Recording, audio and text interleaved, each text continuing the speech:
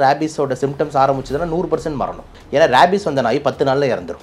அந்த நாய்க்கு எதுவும் ஆகலன்னா உனக்கு எதுவும் ஆகாது. 100 அதுக்கு ட்ரீட்மெண்ட்டே கிடையாது. SI College of Arts and Science நல்லொழுக்கம் நிறைந்த நவீன கல்வி. For more details sacas.ac.in. பாரம்பரியமான சுவையான புது அறிமுகம் KTV True Value Bronadile. Ananya's Nana Nani Homes, a paradise for senior citizens, Coimbatore.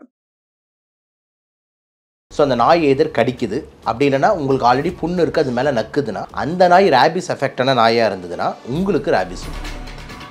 ஆனால் ஒரு ரேபிஸ் நாய் நார்மல் நாய் மாதிரி இருக்குது, பார்க்கவே சிக் லுக்காக இருக்கும், கண்ணெல்லாம் ரெட்டாக இருக்கும், தண்ணி வந்துக்கிட்டு இருக்க மாதிரி, ஓவராக வந்து எச்ச அதிகமாக ஊற்றும் நாய். ஆனால் அந்த டாக் நம்மளை கடிச்சிருச்சு அப்படின்ற மாதிரி இருந்ததுன்னா நம்ம ரொம்ப விஜிலண்ட் ஆகிடும். ஒரு திருநாய் வந்து என்னை கடிச்சிருச்சுன்னு வைங்களேன், எனக்கு சிம்டம்ஸ் என்னவெல்லாம் இருக்கும்? எக்ஸ்ட்ரீம் தலைவலி, அடுத்து உடம்பு ரொம்ப வீக்காக இருக்கிற மாதிரி ஆரம்பிக்கும். 2 மாதங்க அப்புறம் தான் உங்களுக்கு சிம்டம்ஸே ஆரம்பிக்கும். ராட்வெய்லர் ரொம்ப அக்ரெசிவ், பிட்புல் ரொம்ப அக்ரெசிவ், இதெல்லாம் கடிச்சதுன்னா முடிஞ்சது, வெறித்தனமாக வந்து அட்டாக் பண்ணும். அந்த ட்ரெயினரோட தான் போகணும். ஃபேன்சியாக அந்த வீட்டாளங்களை சும்மா பிடிச்சின்னு போகிறது, பீச்சில் பிடிச்சின்னு போகிறது, இது ரொம்ப டேஞ்சர். பூனையும் ரேபிஸை பரப்போம், நாய் மட்டும் கிடையாது. ஃபாக்ஸு, நரிங்க, ஜாக்கல்ஸ் இதுவும் பரப்போம், வௌவால்கள் பரப்போம். ஷோலெல்லாம் நிறைய பேர் வந்து டாக் லவ்வர்ஸ் அப்படின்னு சொல்லி பேசலாம். அந்த ஒரு மருத்துவராக உங்களுடைய பார்வை என்ன சார்? அப்படின்னா அந்த நாய்களை இந்த சைடில் இருக்கிறவங்க அந்த நாய்களாம் வந்துட்டு அப்புறப்படுத்துங்க அப்படின்ற ஆங்கிள் எப்பவுமே எடுக்க வேண்டாம். அப்போ நம்ம மனித குலத்துக்கு ஒரு ஆபத்து வரும்போது அந்த டாக்ஸை இப்போதைக்கு வந்துட்டு நம்ம எடுத்து ஒரு ஷெல்டரில் வைக்கிறது தப்பு கிடையாதுன்னு நான் பார்க்குறேன். வணக்கம். இன்று நம்முடன் டாக்டர் சபரி அவர்கள் இணைந்துள்ளார்கள். வணக்கம் சார். வணக்கம் சார். சார், உச்சநீதிமன்றம் டெல்லியில் வந்து திருநாய்களை எல்லாம் வந்து காப்பகத்தில் அடைக்கணும் அப்படிங்கிறதுல இருந்து தொடங்கி திருநாய்கள் குறித்த நிறைய பேசுபொருள் இங்கே நடந்துகிட்டு இருக்கு. இப்போ சமீபமாக கூட தனியார் தொலைக்காட்சியில் ஒரு பெரிய விவாதமே நடந்து முடிஞ்சது. முதல்ல இந்த திருநாய்கள் அப்படிங்கிறப்ப நம்ம திருநாய்களுக்கும் வெறுநாய்களுக்குமான அந்த டிஃப்ரென்ஸ் ஒன்று புரிஞ்சுக்கணும். இந்த திருநாய்கள் எந்த கண்டிஷனில் வந்து அந்த ஒரு நிலையை எட்டுது, அந்த வெறிநாய்கள் அந்த அந்த ரேபிஸ் தொட்டி எப்படி வருது? இல்லை, இது ரேபிஸ் பொறுத்த வரைக்கும் ஒரு இம்பார்ட்டன்ட் வைரஸ். அந்த வைரஸ் வந்து பார்த்திங்கன்னா கெனைன் ஃபேமிலியில் ரொம்ப அதிகமாக வரும். எத்தனை பேருக்கு தெரியும் நாய் மட்டும் இல்லை பூனையும் பரப்போம்னு சொல்லிட்டு. ஸோ பூனையும் ரேபிஸை பரப்போம், நாய் மட்டும் கிடையாது ஒன்று. அதே தாண்டி இந்த ஜங்கிள் சைடில் இந்த ஃபாக்ஸு, நரிங்க, ஜாக்கல்ஸ் இதுவும் பரப்போம், வௌவால்கள் பரப்போம். ஓகேங்களா? வௌவால்கள் வந்து ரொம்ப அதிகமாக இந்த கேவ் போவாங்களே, குகைக்குள்ளெல்லாம் போகும்போது நிறைய பேர் அதுக்கப்புறம் ரேபிஸ் வந்திருக்கு. ஏன்னா அங்கே இருக்கிற வௌவால்கள் ரேபிஸ் அஃபெக்டட் வௌவால்களாக இருந்ததுன்னா அந்த குகைக்குள்ளே அந்த ரேபிஸ் வைரஸ் அதிகமாக இருக்கும். அங்கே போய் சுவாசிச்சுட்டு வரும்போது ரேபிஸ் வந்து த்ரூ இன்ஹலேஷன் ரூட் உள்ளே போகும். வௌவால்கள் கடி மட்டும் இல்லாமல் வௌவால்கள் எச்சைகள் அதிகமாக இருக்கும் போது மூச்சு வழியாக லங்ஸுக்கு கூட ரேபிஸ் போகுது. ஸோ இந்த மாதிரி பல வகையில் இந்த ரேபிஸ் வைரஸ் பரவுது. ரொம்ப காமனாக டாக்ஸ் நம்மளுக்கு ரொம்ப சரௌண்டிங்கில் வந்துட்டு ஃபஸ்ட் கான்டாக்டில் இருக்கிறதுனால டாக்ஸ் மூலயமா பரவுதுன்றது நம்ம நிறைய பேர் பேச ஆரம்பிக்கும். ஆனால் மற்ற இவ்வளோ விலங்குகளும் பரப்போன்றது தனி கதை. ஸோ இப்போ ரேபிஸ் டாக் அப்படின்னு பொறுத்த வரைக்கும் அது வந்து நாய்களை அஃபெக்ட் பண்ணுற ஒரு வைரஸ். நாய்கள்லேருந்து மனுஷங்களுக்கு பரவுறதுன்றது by bite or by licking, அதாவது நக்கிறதோ இல்லைனா கடிக்கிறதோ. பேசிக்காக நக்கனா எப்படி பரவும்னா நம்ம உடம்புல ஏதாவது வந்து ஒரு காயம் இருக்கணும், அதாவது நம்ம பிளட்டும் அந்த நாயோட எச்சையும் கான்டாக்டில் வரணும். இவ்வளோ தான் பேசிக் காமன். ஸோ அந்த நாய் எதிர் கடிக்குது அப்படி இல்லைன்னா உங்களுக்கு ஆல்ரெடி புண்ணு இருக்குது அது மேலே நக்குதுன்னா அந்த நாய் ரேபிஸ் எஃபெக்டான நாயாக இருந்ததுன்னா உங்களுக்கு ரேபிஸ் வரும். இவ்வளோ தான் வந்துட்டு பேசிக் கான்செப்ட். ஆனால் ஒரு ரேபிஸ் நாய் நார்மல் நாய் மாதிரி இருக்காது. ரேபிஸ் நாயோட குணமே டோட்டலாக வேறு மாதிரி இருக்கும். பார்க்குறதுக்கு வெறி நாயின்னு சொல்லுவாங்க, அதாவது பார்க்கவே சிக் லுக்காக இருக்கும், கண்ணெல்லாம் ரெட்டாக இருக்கும், தண்ணி வந்துக்கிட்டு இருக்க மாதிரி, ஓவராக வந்து எச்ச அதிகமாக ஊற்றும், நாய்களுக்கு எச்ச அதிகமாக ஊற்றும், பிஹேவியர் சரி இருக்காது. ஏன்னா எப்போவுமே இந்த நம்மளோட இந்த தெருவில் இருக்கிற இந்த கருப்பு வெள்ளை நாய் வந்துட்டு நல்லா பிஹேவ் பண்ணோம், வாலாட்டம் கவனம் போகும் வரும். ஆனால் இப்போ பார்த்தோம்னா நம்ம தெருவுக்கு போனாலே குலைக்குதே, நம்மளை பார்த்து கடிக்க வர மாதிரி ஆக்டிங்லாம் விடுது, யார் வந்தாலும் ஒரு மாதிரி ரியாக்ட் பண்ணுது அப்படின்னும் போதே நீங்கள் சஸ்பீஷியஸ் ஆகிட்டு உடனே ஃபோன் அடிக்கணும், இங்கே ஒரு டாக் சரியில்லை அப்படின்னு சொல்லிட்டு. அதன் டாக் தான் ரேபிஸோட அறிகுறி. இவ்வளோ தான் ஒரு எளிய மக்கள்னால அந்த நாய் சரியில்லை அப்படின்றத நம்ம கண்டுபிடி. சிம்பிளாக என்னென்னா நல்லா பிஹேவ் பண்ணிகிட்டு இருந்த ஒரு ஆள் இப்போனா லூஸ் மாதிரி கத்துறாரு அப்படின்ற மாதிரி ஒரு டிஃப்ரென்ஸ் தான் நம்ம யோசிக்கணும். அப்படி உடனே ஃபோன் அடித்தோம்னா அந்த டாக்ஸை கூப்பிட்டு போயிட்டு வச்சு அவங்க ட்ரீட்மெண்ட் வந்து பார்ப்பாங்க, மோஸ்ட்லி இறந்துடும். ஓகே, ஆனால் அந்த டாக் நம்மளை கடிச்சிருச்சு அப்படின்ற மாதிரி இருந்ததுன்னா நம்ம ரொம்ப விஜிலண்ட் ஆயிடணும். கடிச்சிருச்சுன்னா டைமை வேஸ்ட்டே பண்ணக்கூடாது. ஏன்னா இந்த டாக் ரொட்டீன் நல்ல டாகு, நம்ம தெருவில் இருக்கிற டாகு, ஆனால் திடீர்னு இப்போ வேறு மாதிரி ஆயிருக்கு, திடீர்னு நம்மளை கடிக்க வந்திருக்கு, கடிச்சிருக்கேன்னும் போது அந்த டாகையும் வந்துட்டு உடனே ரிப்போர்ட் பண்ணி ஃபோட்டோ எடுத்து அந்த டாகையும் செக் பண்ணிடணும். நம்மளை உடனே போயிட்டு ரேபிஸோட ஆன்டிபாடி, ரேபிஸோட வேக்சின் போடுறோம். ஸோ இதுதான் வந்து பேசிக்காக நம்ம பண்ணணும். இப்போ அதனால தான் கான்செப்ட் எப்படி கொண்டு வந்துட்டாங்கன்னா ரேபிஸ் பொறுத்த வரைக்கும் நோன் பைட் அன்னோன் பைட்டுன்ட்டான். தெரிஞ்ச நாய் தெரியாத நாய் அப்படின்ட்டு. இப்போ எக்ஸாம்பிள், நான் இந்த தெருவில் மட்டும்தான் நான் கடி வாங்கணும்னு அவசியம் இல்லை. நான் எங்கே வேணாலும் போவேன். இங்கேருந்து நான் வந்துட்டு டி நகர் போகலாம், இல்லைனா மாம்பழம் போகலாம், எங்கே வேணால் போகலாம்.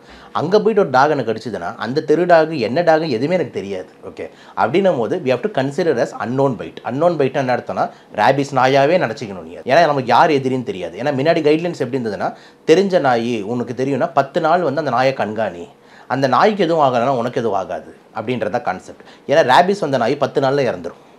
ஸோ உனக்கு அந்த நாய் நல்லா இருக்குன்னா நீ நல்லா இருக்குன்னு அர்த்தம். அதனால் கவலைப்படாதுன்னு. அதனால தான் மோஸ்ட்லி இப்போ கூட பார்த்தீங்கன்னா இந்த வீட்டில் வளர்க்குறாங்கல்ல, அந்த நாய் தெரியாமல் விளையாடும் போது சிலுமிஷம் பண்ணும்போது பல்லு போட்டுரும், லைட்டாக எதாவது பண்ணிடணும் போது அதுக்காகலாம் போய் தடுப்பூசி போட வேண்டியதில்லை.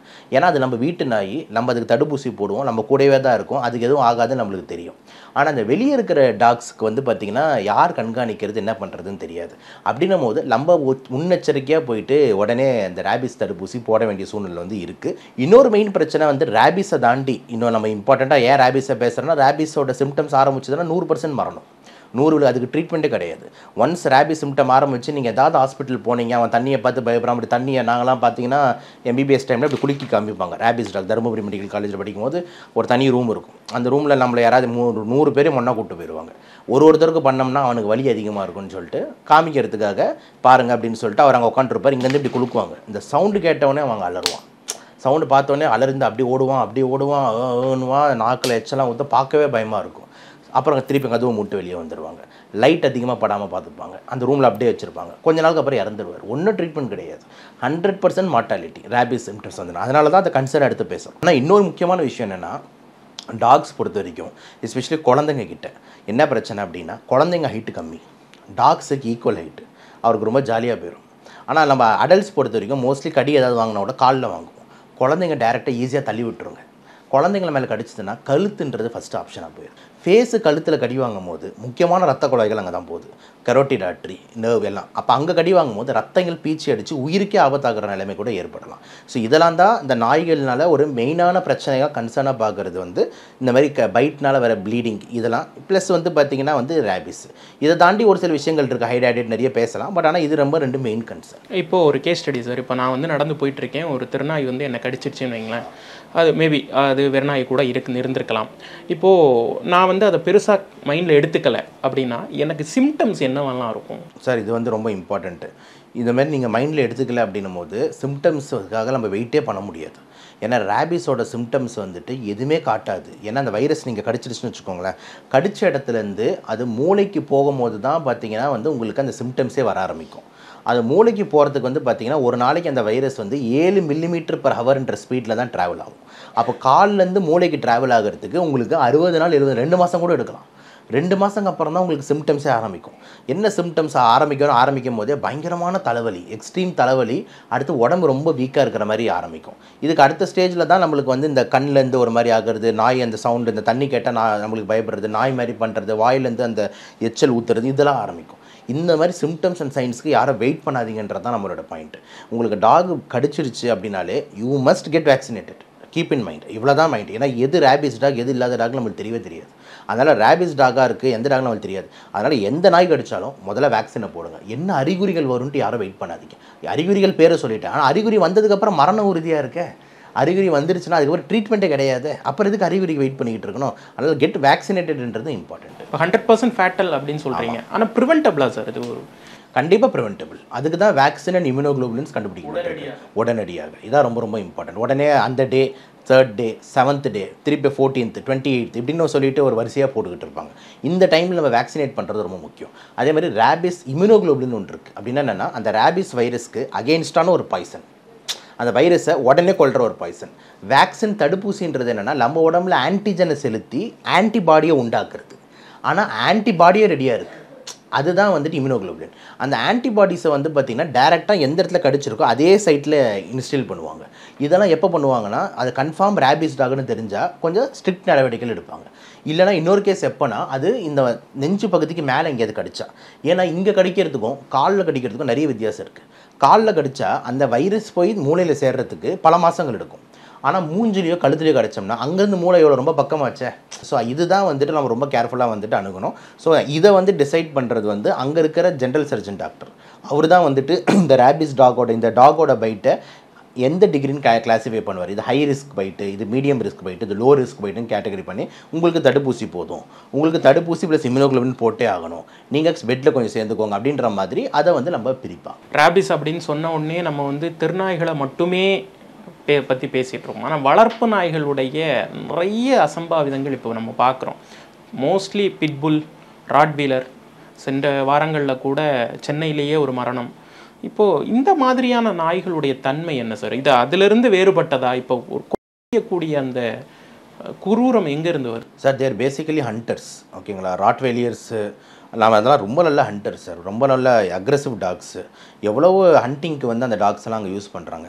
இங்கே இருக்கிறவங்க வந்து பார்த்தீங்கன்னா இம்போர்ட் பண்ணி வாங்குறாங்க. ஓகே, வாங்கி ஒரு கெத்தாக அந்த வீட்டுக்கு பங்களா டாக் மாதிரி வச்சுக்கணும் அப்படின்ற மாதிரி வாங்குறாங்க. தப்பு கிடையாது, உங்கள் பங்களாவை கார்ட் பண்ணணும். ஆனால் அதுக்குன்னு சொல்லிட்டு ஒரு பராமரிப்பு கார்டியன் போடுறது வந்துட்டு மறுக்கிறாங்க, இல்லைனா அது வந்து தவறுறாங்க. இதான் பிரச்சனை. நிறைய டாக்ஸ் அந்த மாதிரி இருக்குது. கிரேடன் இதுவும் வந்து பார்த்தீங்கன்னா நல்ல ஒரு அக்ரெசிவான ஒரு டாக் கிரேடன். நீங்கள் சொல்கிற ராட்வெய்லர் ரொம்ப அக்ரெசிவ், பிட்புல் ரொம்ப அக்ரெசிவ். இதெல்லாம் கடிச்சதுன்னா முடிஞ்சது, வெறித்தனமாக வந்து அட்டாக் பண்ணும். ஸோ ஒருத்தனை உள்ளே விடாது அப்படின்ற மாதிரி. ஸோ இந்த மாதிரி டாக்ஸ் எல்லாம் வந்துட்டு நீங்கள் கார்டிங் பர்பஸ்க்கு கண்டிப்பாக யூஸ் பண்ணுங்கள். ஆனால் அதுக்குன்னு சொல்லிட்டு தனியாக வந்து ஒரு ட்ரெயினர் போடணும். அந்த ட்ரெயினர் இல்லாமல் அந்த டாக் வந்து வெளியவே போகக்கூடாது. அந்த ட்ரெயினரோட தான் போகணும். ஃபேன்சியாக அந்த வீட்டாளங்களை சும்மா பிடிச்சின்னு போகிறது, பீச்சில் பிடிச்சின்னு போகிறது, இது ரொம்ப டேஞ்சர். ஏன்னா ஈவன் குஜராத் பக்கத்தில் நாய் சண்டையில் இருக்க புள்ளி குட்டானெல்லாம் இங்கே வளர்க்குறேன். ஆமாம், அதெல்லாம் ரொம்ப டேஞ்சர், ஓகேங்களா. ஏன்னா அது நம்மளுக்கு தெரியாமல் நம்ம வந்து விட்டுட்டோம், இல்லை அதை கண்காணிக்க ஆள் இல்லைன்னா அது அட்டால்ட்டாக அட்டாக் பண்ணும். யார் உள்ளே வந்தாலும் அது கட்டலைன்னா அது பாட்டு அட்டாக் பண்ணிட்டு போயிட்டே இருக்கும். இதெல்லாம் முழு பொறுப்பு அந்தந்த ஓனர்ஸ் எடுத்துக்கணும். இப்போ எக்ஸாம்பிள் உங்களுக்கு தெரியாதில்ல, நம்ம கிளினிக் வருவீங்க போவீங்க, நம்மக்கிட்ட ஒரு லேப்ரடார் இருக்குது. அந்த லேப்ரடாரை பராமரிக்கிறதுக்கு ஒருத்தரை போட்டு வச்சுருக்கேன். இன்ஃபேக்ட் அது ரொம்ப பிளேஃபுல் டாக். ஆனால் அதுக்கே ஒரு ட்ரைனிங் போட்டு வச்சுருப்பேன். ஏன்னா வந்துட்டு இது போய் ரோட்டில் போயிட்டு இதை ஆனால் சைஸ் பெருசு பார்த்தெல்லாம் பயப்படுவாங்க அப்படின்ட்டு யாரும் அந்த மாதிரி அது கூடவே இது போகணும் அப்படின்னு சொல்லிட்டு. ஸோ ஏன் சொல்கிறேன்னா இதெல்லாமே வந்துட்டு இந்த டாக் ஓனர்ஸோட பொறுப்பு. மக்களுக்கு வந்து நம்ம இதெல்லாம் பப்ளிக்குன்னு ஒரு நியூசன்ஸ் வரவே கூடாது சார், அது டாக் ரிலேட்டடாக. ஸோ எல்லாம் பெட் ஓனர்ஸும் இந்த மாதிரி ரொம்ப ஃபிரோஷியஸ் டாகாக இருந்ததுன்னா முடிஞ்ச அளவுக்கு ஒரு ஓப்பன் ஸ்பேஸ் கார்டன்லேயே வளங்க. தயவு செஞ்சு அதை பப்ளிக்கு கொண்டு வராதிங்க. ஏன்னா அதெல்லாம் ரொம்ப அக்ரெசிவாக இருக்கும். ஒரு புலி அட்டாக் மாதிரி அதெல்லாம், ஓகேங்களா. ராட்வெய்லர் அட்டாக்லாம் ஒரு புலி அட்டாக்கு ஈக்குவலாக வச்சுக்கலாம். ஒரு கிரி ஒன்று அடிச்சு இப்படி பிடிச்சதுன்னா முடிஞ்சது கதை. அது அடல்ட்ஸுக்கே. அப்போ குழந்தைங்களாம் அதுக்கு சும்மா சின்ன லாலிபாப் சாப்பிட்ற மாதிரி. அதனால் ரொம்ப கேர்ஃபுல்லாக இருக்கணும். இதெல்லாம் வந்து முழு பொறுப்பு அந்தந்த ஓனர்ஸுக்கு தான். இதுக்கு ஒரு ரூலே கொண்டு வந்திருக்கலாம். இந்த மாதிரி டாக் ஓனர்ஸ் உங்கள் டாக் இந்த மாதிரி எல்லாம் அட்டாக் பண்ணுச்சுன்னா உங்களோட இது ஏதாவது ஆகும் அப்படின்னு சொல்லிட்டு ஏதாவது தனி லெவலில் சட்டமே கொண்டு வந்துடலாம். அதெல்லாம் பாரபட்சமே பார்க்கக்கூடாது. ஏன்னா அப்போ தான் வச்சுருக்கவங்க கேர்ஃபுல்லாக இருப்பாங்க. இல்லை நாங்கள் என்னங்க பண்ணுறது, எங்கள் நாய் கடிச்சிருச்சுன்னா அப்படின்ட்டு அசால்ட்டாக எஸ்கேபிசம் பண்ணுவாங்க. அப்படி பண்ணவே கூடாது. You should take the responsibility. when it comes to stray dogs sir, இப்போ கூட சமீபமாக நீங்கள் பார்த்துருப்பீங்க அந்த ஷோலெல்லாம் நிறைய பேர் வந்து டாக் லவர்ஸ் அப்படின்னு சொல்லி பேசுனாங்க. இப்போது ஒரு மருத்துவராக நீங்கள் அந்த நிகழ்ச்சியை பார்க்குறப்ப, இல்லை இது மாதிரி நிறைய நிகழ்ச்சிகளில் பார்த்துருப்பீங்க, அந்த மாதிரி டாக் லவர்ஸ் வந்து பேசிகிட்டு இருப்பாங்க. அந்த ஒரு மருத்துவராக உங்களுடைய பார்வை என்ன சார்? சார் மருத்துவராக கண்டிப்பாக சார், என்னென்னா இந்த உலகம் வந்துட்டு எல்லாருக்குமே சொந்தம் சார். அதில் எனக்கு எந்த மாற்று கருத்தும் கிடையாது. ஓகே, இப்போ எங்கே வந்து இங்கே பிரச்சனை நடக்குது அப்படின்ற மாதிரி பார்த்தோம்னா நாய்களோட எண்ணிக்கை ரொம்ப அதிகமாகிறது தான். நாய்கள் எண்ணிக்கை அதிகமாகும் போது அதுங்களோட கூட்டம் ரொம்ப அதிகமாகும் போது நம்ம குழந்தைங்க பாதிக்கப்படும் போது அங்கே தான் இங்கே பிரச்சனை வருது. அப்போ வந்துட்டு நம்ம வந்து என்ன சொல்கிறோம் அப்படின்னா அந்த நாய்களை இந்த சைடில் இருக்கிறவங்க அந்த நாய்களாம் வந்துட்டு அப்புறப்படுத்துங்க அப்படின்ற ஆங்கிள் எப்பவுமே எடுக்க வேண்டாம். ஆனால் அதுங்களெல்லாம் கூட்டு போய் ஷெல்டருக்கு கூட்டு போயிட்டு அதுங்களுக்கு அனிமல் பர்த் கண்ட்ரோல் பண்ணி அதுங்களுக்கு ரேபிஸ் வேக்சினேஷன்லாம் போட்டுட்டு அதுக்கப்புறம் கொஞ்சம் ட்ரெயின் பண்ணிவிட்டு அதுக்கப்புறம் அதுங்களை கொண்டு வந்து விடுறது அப்படின்றது வந்து ஒரு கரெக்டான ஆப்ஷனாக இருக்கும். டாகை வந்து ஃபுல்லாக கொள்ளுறது ஆங்கிளில் நான் எப்பவுமே ஈடுபட மாட்டேன். எல்லாமே ஒரு உயிர், அதை காப்பாற்ற தான் எல்லாருமே போராடுறோம். அதுங்களுக்கு வந்து பார்த்திங்கன்னா சார் 100 நாய்கள் இருக்குன்னா, தெருநாய்கள் இருக்குன்னா அதில் 95 நாய்கள் ரொம்ப அற்புதமான நாய்களாக இருக்கும் சார். ஒரு 5 தான் அந்த லூஸ் தனத்தை பண்ணிகிட்டு இருப்பாங்க. அந்த 5 அது எல்லா மனித சமுதாயத்திலேயே அதானே சார். எல்லாருமே இருக்காங்கன்னா ஒரு 2-3 பேர் ஏதாவது ஒன்று பண்ணுவாங்க. அந்த மாதிரி இருக்கும்போது அந்த 5 நாய்களை வந்து கண்காணித்து கண்டுபிடிக்கிறதுன்றது ஃப்யூச்சர். ஆனால் இப்போ எண்ணிக்கை அதிகமாகிடுச்சே, இப்போ ஏதாவது பதில் சொல்லுங்கன்னு சொல்லிட்டு மக்கள் கேட்குறாங்க. எங்கள் பசங்க தினம் பார்க்குறாங்க. அப்போ நம்ம மனித குலத்துக்கு ஒரு ஆபத்து வரும்போது அந்த டாக்ஸை இப்போதைக்கு வந்துட்டு நம்ம எடுத்து ஒரு ஷெல்டரில் வைக்கிறது தப்பு கிடையாதுன்னு நான் பார்க்குறேன். ஸோ அதை எடுத்து அதுக்கு அனிமல் பர்த் கண்ட்ரோல் பண்ணி அதுக்கு வேக்சினேட்லாம் பண்ணி அதுக்கப்புறம் ஈக்குவலாக வந்துட்டு 2 3 ஒரு தெருக்கு கொண்டு வந்து விட்டுறதுல தப்பு இல்லை. இப்போ தெருக்குள்ள நாய்களே நீ இருக்கவே கூடாதுன்னு பேசுகிறதும் தப்பு தான் சார். ஏன்னா இது வந்து ஒரு பயாலஜிக்கல் சைக்கிளாக பாண்டாக இருக்கும். ப்ராப்பர் ஐசோலேஷனும் இருக்கணும், ஸ்டெரிலைசேஷனும் இருக்கணும். இது வந்து யார் பண்ண தவறியதுன்றதுக்கு பண்ண தவறியவங்களுக்கு தெரியும். அது நம்மளுக்கு திருப்பி அதை குற்றச்சாட்டாக சொல்லி நம்ம எதுக்கு சொல்லணும்? ஏன் ஒரு இருந்துட்டு நம்ம பண்ண தவறிட்டோமே, அதனால் கடந்த இப்போ இந்த ஆட்சியில் இது ஜென்ரலாக சொல்கிறேன், இது ஒரு கடந்த ஒரு 15-20 இயர்ஸில் பண்ண தவறுகள் தான் இப்போ இவ்வளோ கூட்டங்கள் வந்திருக்கு. அப்போ இந்த விஷயங்களை நம்ம ஸ்ட்ரிக்ட் பண்ணணும். அனிமல் பர்த் கண்ட்ரோல் அப்படின்ட்டு ஒரு ஃபண்ட் இருக்குன்னா அதை நம்ம கரெக்டாக செயல்படுத்தணும். ரேபிஸ் ஊசிக்குன்னு அதை செயல்படுத்தணும். வெட்டினரி இதில் நிறைய பேர் சில வெட்டினரியன்ஸ் கிட்டலாம் பேசும்போது என்ன சொல்கிறாங்க, சும்மா கீரையில் மட்டும் போட்டு அமுச்சு விட்ருவோன்றாங்க, உள்ளே பண்ணுவாங்களானே டவுட்டு தான் சார் அப்படின்றாங்க. இந்த மாதிரிலாம் கேட்கும்போது ஆச்சரியமாக இருக்குல்ல. அப்போ குட்டிகள் போட்டு அப்போ அதுகளோட எண்ணிக்கை அதிகமாகிட்டே தானே போகுது. அது அதுங்களோட தவறு இல்லைன்ற மாதிரி ஆகுது. ஸோ நம்ம பார்வை என்னென்னா, நம்மளை ஃபஸ்ட்டு பாதுகாத்துக்கணும் சார். எந்த மாற்று கருத்தும் இல்லை, நம்ம குழந்தைங்க முக்கியம், எந்த மாற்று கருத்தும் இல்லை. அப்போ இப்போதைக்கு டாக்ஸ் எண்ணிக்கை ரொம்ப அதிகமாக இருக்குது. நம்ம குழந்தைங்களை அச்சுறுத்தல்னா please take the dogs to some shelter, give them a proper care, give them an animal birth control, then அதோட எண்ணிக்கைகளெல்லாம் ஏற்ற மாதிரி கொஞ்சம் 2 கொண்டு வந்து விடுங்க. அதுக்கப்புறம் அதை கரெக்டாக இதுக்கப்புறம் ஸ்ட்ரீம்லைன் பண்ணி அதை கரெக்டாக இது பண்ணிக்கோங்க. ஸோ இதுக்கு சொல்யூஷன் என்னென்னா, இவங்களும் பாதிக்கப்படக்கூடாது, இவங்களுக்கு பாதிப்பு இல்லை, இவங்க அது மேலே இருக்கிற பாசத்தில் பேசுகிறாங்க. ஓகேங்களா? 2 பேருக்கும் சொல்யூஷன் என்னென்னா, இப்போதைக்கு நீங்கள் டாக்ஸ் எல்லாம் எடுத்துகிட்டே போகக்கூடாதுன்னு பேசாதீங்க. இப்போதைக்கு எடுத்துன்னு போட்டோம், ஏன்னா நம்ம குழந்தைங்க பாதுகாப்பு முக்கியம். அதுக்கப்புறம் அதை கொண்டு வந்து 1-2 விடட்டும். நீங்கள் அப்போதைக்கு வேணால் நீங்கள் எங்கே கொண்டு போய் விட்றாங்களோ நீங்கள் அவங்கக்கிட்ட டீலிங் வச்சுக்கலாம். ஒரு என்ன சொல்கிறது, உங்கள் கண்காணிப்பில் நீங்கள் போய் பார்க்கலாம். 2-3 நாள் நீங்கள் அந்த ஷெல்டரில் தத்தெடுத்து நம்ம ஏதாவது சேவை செய்யலாம், ஏதாவது பண்ணலாம். அந்த மாதிரி நம்ம டீல் பண்ணிப்போம் அந்த டாக்ஸை. மக்களும் கொஞ்சம் மைண்டு ரிலாக்ஸாக கொஞ்சம் ஃப்ரீயாக இருப்பாங்க. இவ்வளோ தான் நம்ம சொல்கிறது. ரொம்ப நன்றி சார். வாய்ப்பு. SI College of Arts and Science நல்லொழுக்கம் நிறைந்த நவீன கல்வி. For more details sacas.ac.in. பாரம்பரியமான சுவையான புது அறிமுகம் KTV True Value Bronatile. Ananya's Nalanani Homes, a paradise for senior citizens, Coimbatore.